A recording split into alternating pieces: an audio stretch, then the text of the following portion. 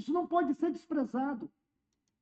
Então, nós vemos aqui a formação do logos dentro de um conceito humano filosófico. Mas isso nos traz uma luz. E nós não atribuímos isso a Heráclito, e sim ao Espírito de Deus, porque João traz esse termo para dentro da Bíblia. E ele diz que a palavra, no princípio era a palavra. Ele vai dizer que a palavra era Deus. E a palavra estava com Deus. Olha isso, irmãos. João 1:1. Hebreus capítulo 1, versículos 1 a 13 diz: tendo Deus outrora falado muitas vezes e de muitas maneiras aos pais, pelos profetas, nesses últimos tempos, ele nos falou pelo seu Filho. Então aqui já não temos a questão da eternidade da palavra, mas também a encarnação da palavra. Por quê? Em João 1,14 diz assim, e a palavra está lá na sua Bíblia, o verbo, a palavra, logos, se fez carne. Então não apenas é uma palavra eterna, mas a palavra se fez carne. Cristo. A palavra encarnou, a palavra se fez carne e habitou entre nós. Cristo. Você não Cristo é a pode perder isso palavra. de vista. Olha a maneira como Jesus ensinava. Olha a maneira como ele pregava. Irmãos, eu digo para vocês com toda a reverência que há no meu coração. A consciência que eu tenho hoje do que é o ministério da palavra é que o ministério da palavra é a continuidade do ministério de Cristo. Qualquer homem que tenha essa consciência do que é este ministério, ele sabe que ele está falando por meio de Cristo. Ele está dando continuidade àquela voz do homem de Nazaré, do Filho de Deus, que durante 3 anos e 6 meses ensinou, pregou, exortou, advertiu através da palavra. Ele era a palavra encarnada, a palavra viva. Ele disse para aqueles fariseus: vocês examinam as Escrituras e cuidais ter nela a vida eterna, mas a mim vocês não querem vir. Isto é, vocês amam a letra. Vocês amam a palavra no sentido de literatura, de letra. Letra. Mas a mim vocês não querem, porque ele era a palavra viva. Ele disse: as palavras que vos tenho dito é espírito e vida. Será que essa palavra que é espírito e vida subiu com ele? Está lá no trono? Não. Essa palavra, esta doutrina dos apóstolos. Você imagina, irmãos, o temor que é pregar essa palavra. Não é para quem gosta, não é para quem acha bonito, não é para quem acha que é glamour. Você vê aí hoje muitos homens dizendo que são homens de Deus, que representam a igreja, que são autoridades eclesiásticas, em cima de palanque, defendendo política, defendendo político, defendendo tanta coisa, em nome de Deus. Sabe por que eles estão ali? Porque eles nunca souberam o que é o ministério da palavra. Mas porque eles não têm a palavra, eles precisam manter o ministério deles.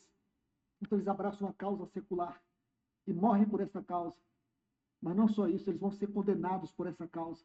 Porque Deus não chamou homens para expressar o seu testemunho em torno do ministério da palavra, para se envolver com os negócios dessa vida.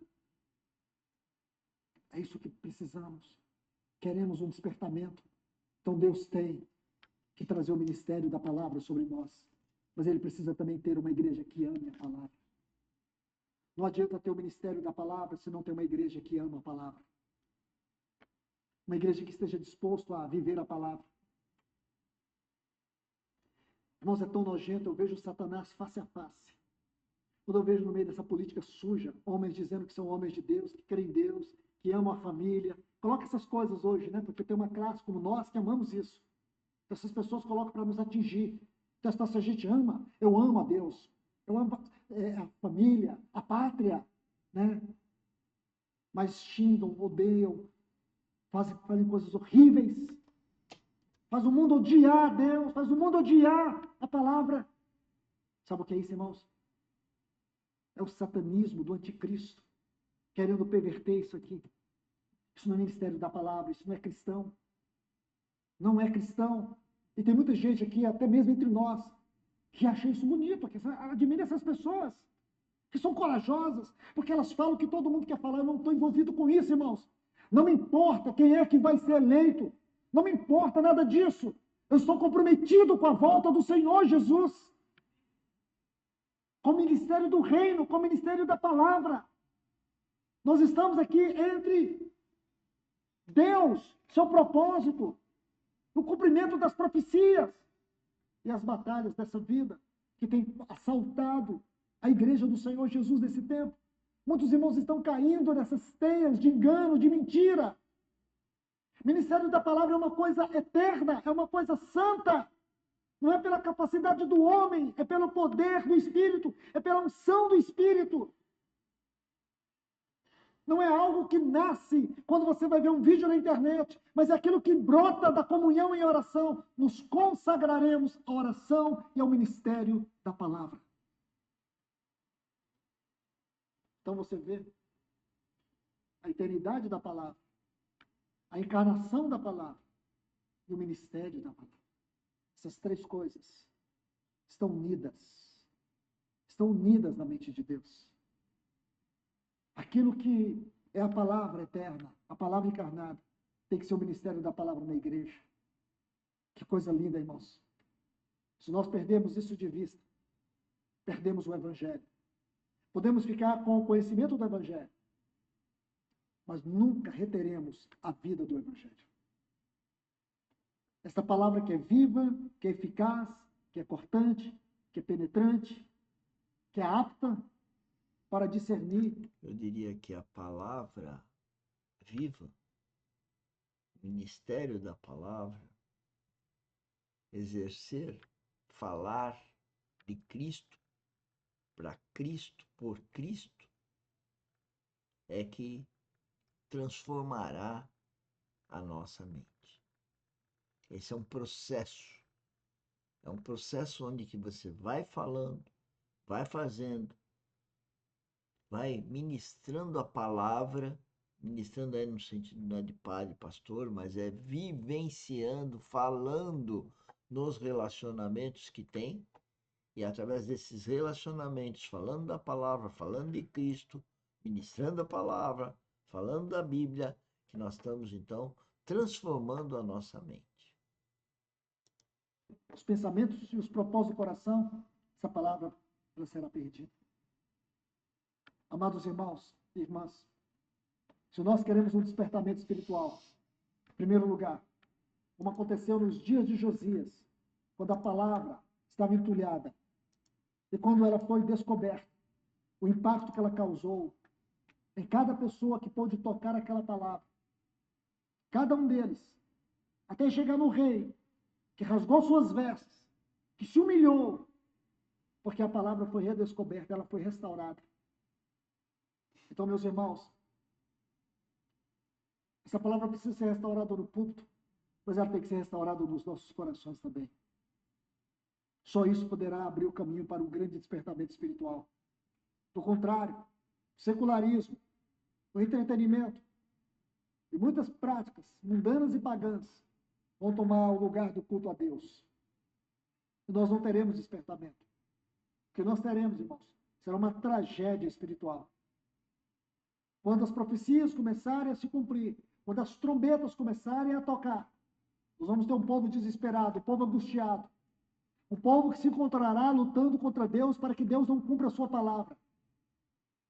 Mas, por outro lado, aquela igreja que amou receber a palavra, aquela igreja que teve compromisso com a vida da palavra, com a devoção da palavra, aquela igreja estará, como diz lá em Lucas, no capítulo 21, estarão com as suas cabeças erguidas, porque eles sabem que chegou o tempo da redenção dos seus corpos, quando os seus corpos serão revestidos da incorruptibilidade e da imortalidade, para aquele maravilhoso e grandioso encontro daquele grande dia, onde veremos a face do nosso Senhor Jesus Cristo. Que tipo de igreja nós queremos ser? Que tipo de povo nós queremos ser? O povo de Deus, que tem o testemunho de Deus? Ou queremos ter o nome de Deus? Queremos ter a palavra de Deus? Queremos ter todas as liturgias que julgamos ser de Deus, as formas, as fórmulas, os métodos, tudo em nome de Deus. Entretenimento em nome de Deus. Mas nunca ganharemos Deus. Só vamos ganhar Deus com a transformação da nossa mente. Só teremos uma vida eterna com a transformação da nossa mente. Essa mentoria quer exatamente destacar, reforçar que nós temos que transformar a nossa mente. E para transformar a nossa mente, nós temos que nascer de novo. Se nós já nascemos de novo, então nós temos que ouvir 24 horas o Espírito Santo e cada dia ouvi-lo de uma forma mais eficaz, ou seja, obedecê-lo. Fazer o que ele quer, fazer a vontade de Deus e não a nossa vontade. E aí vocês vão perceber que eu não posso ter vontade de comer uma pizza se Deus não quer que eu vá comer pizza. Estou falando uma coisa bem rasteira para vocês entenderem que a vontade é de Deus, não é a minha vontade. E isso começa a acontecer no homem, na mulher que nasceu de novo. Nós somos guiados pelo Espírito Santo. Nós temos um cabeça que é Jesus Cristo. E a vontade é a vontade de Deus, que a gente obedeça ao Espírito Santo e sendo cristocêntrico, tendo a mente transformada na mente de Cristo, consequentemente nosso caráter e nossa conduta. É isso que eu desejo. O nosso propósito na vida é fomentar o empreendedorismo técnico cristão verdadeiro e produtivista. Para ter Cristo em nós, esse é o objetivo. Para ter Cristo em nós, esse é o objetivo. Para ter Cristo em nós, esse é o objetivo. Tchau, bom almoço. E à noite, às 19 horas, se Deus quiser, estamos aqui com mais uma live. Tchau. E amanhã, às 10 horas, a mesa do Senhor. Outra live. Tudo para transformar a mente na mente de Cristo. Vamos transformar? Então, vamos continuar pensando em Cristo, falando de Cristo, vivendo Cristo, porque ele tem que viver em nós. E através do Espírito Santo que habita no nosso coração, ele está sendo forjado em nós. Nossa mente está sendo transformada. Nós que nascemos de novo. Nós que temos o Espírito vivificado. Tchau, tchau.